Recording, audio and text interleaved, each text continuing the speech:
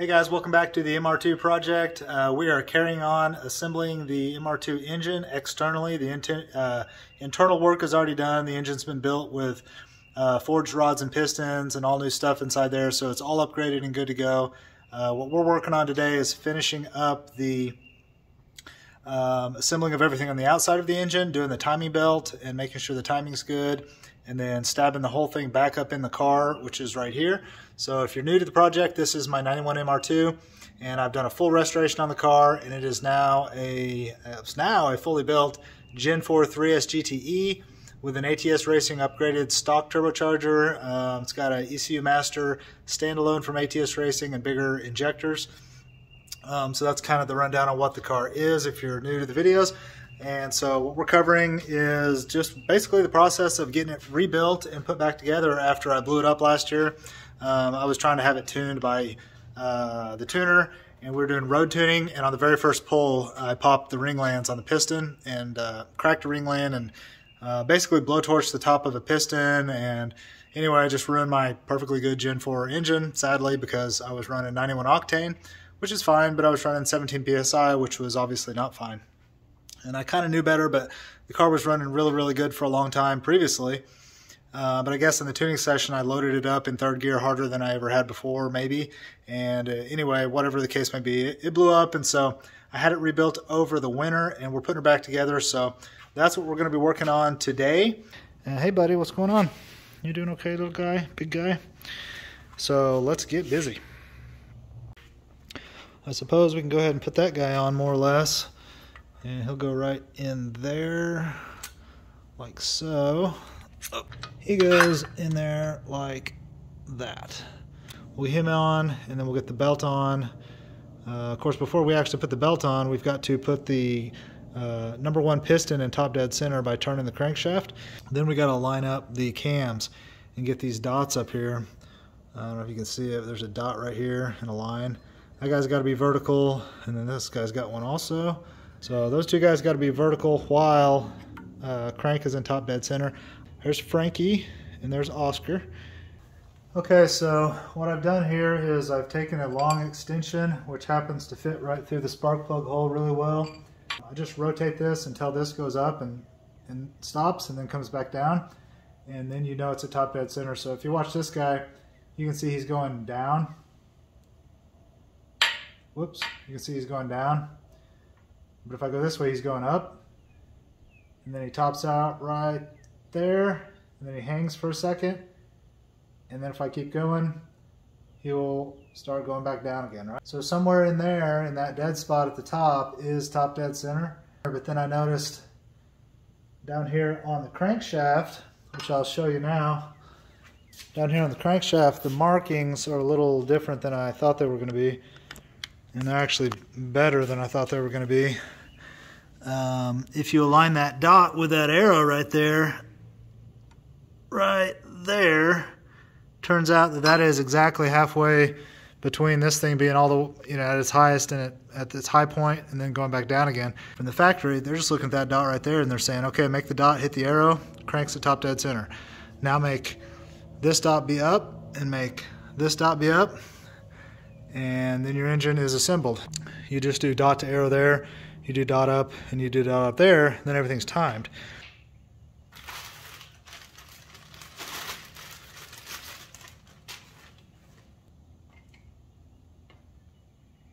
Huh.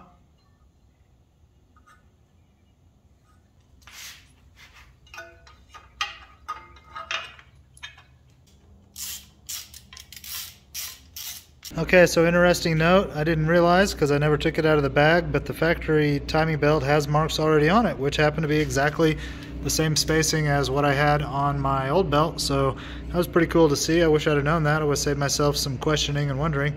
Found out that you've actually got to have the valve cover on, because these marks here are actually what you're lining up with to these marks. That is for the Gen 4 engine. Because if you come down here, you can see that I've got the crank all lined up. That dot right there has to line up to that arrow, and the factory gave me this paint mark here on the belt, and it happens to line up perfectly with all that. So what I'm going to do next is I'm going to go ahead and pull the pin on the tensioner, and then we're going to rotate the whole engine around 2 times. Okay, let's give it some rotation and see what happens.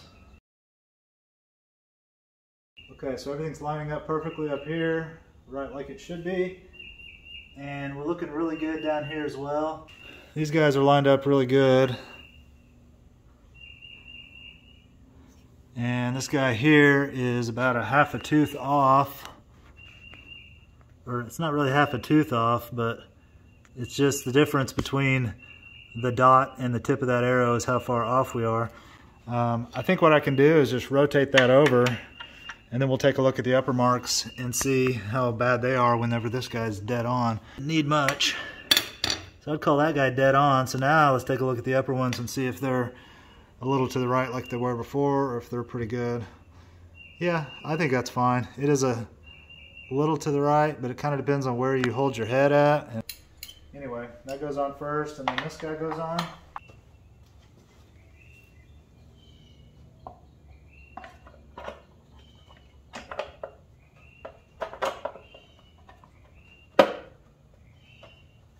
He's going to go just like that. Okay, so it's time to put the crank pulley on there, and the manual says to just slide it on, but in actual practice this sucker is so tight it doesn't want to slide on. It's a super tight fit. So I'm going to do what people do in the LS world, and what I've done many times on my LS, and I'm going to heat this guy up with my torch here. I'm going to heat the hub of this thing up nice and warm on both sides, and then if all goes well, he'll just slide right on there and then cool down and tighten right up and be no problem. So let's give that a shot.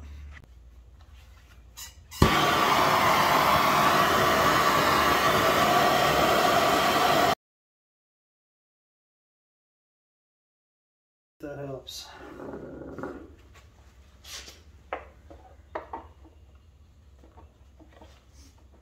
Oh yeah, perfect. Perfect. Okay, so you're supposed to torque this guy to 80 foot-pounds, but you really can't because the motor tries to spin itself around as you're torquing it. The factory has a special tool for this that holds it on right here. I happen to have one that I built a few years ago. So I built this thing out of a piece of steel. It's sized so that I can get the right size socket through here on the crank pulley, and then it's got 2 holes for bolts to hold into these 2 threaded holes right here.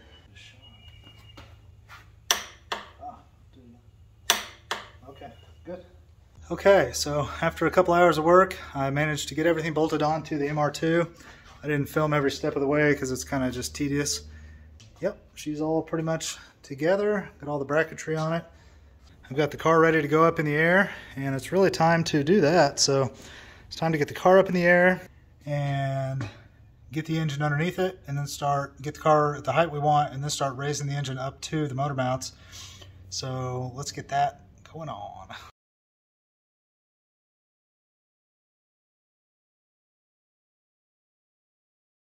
Alright guys, so here we have it. We were able to get the engine in the bay. It's all mounted up on 3 mounts. Still need to do the front mount, but yep, big success today. Everything went together really nice and smooth, so really good. Really happy with the progress. The hydraulic table worked out really good, and everything went together really smooth. We didn't hit any snags to speak of. Just trying to remember how things went back together. Took us a minute on that AC compressor, but no problems. Didn't scratch the paint. Didn't have any real issues. So yeah, everything takes longer than you think it's going to take. So I probably spent, with Jonathan's help, a total of, I think, 8 hours today, pretty much doing that. Which sounds like a lot, but sometimes, you know, that's just the way it goes. Things definitely take longer than you expect them to take, and you got to stop and look for tools, and you got to Google something, you got to stop and clean something because it's covered in grease. You don't want to put it back that way. So anyway, 8 hours getting her back in there. I'm real happy with that. I'm happy to have it in there, I should say. So next video is going to be finishing up the wiring. What else? The fluids, the clutch fluids, the coolant, the oil, just the little piddly stuff, and then we'll do a first start on it, and that will be in the next video.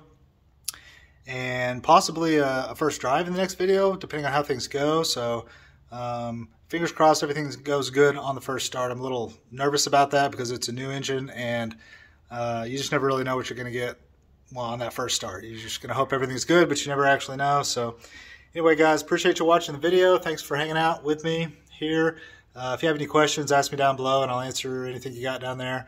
Give me a sub if you like what I'm doing here and you want to follow along with the project. And if you want to follow along with the rest of the projects, give the channel a sub, and we'll be working on the 300ZX and the 240SX, probably the 240 next, and the 300ZX will be after that for sure, and we're going to make a plan on what we're going to do with that 300Z. We're still thinking about it. We're still talking about it. Definitely open to opinions and thoughts on what to do on that car. If you don't know what I'm talking about, just scroll back a couple of videos, and I talk about the situation with that car and what it needs and what I might want to do with it. But anyway, I'm going to stop it right here, guys. Thanks for watching. I'll catch you guys on the next one.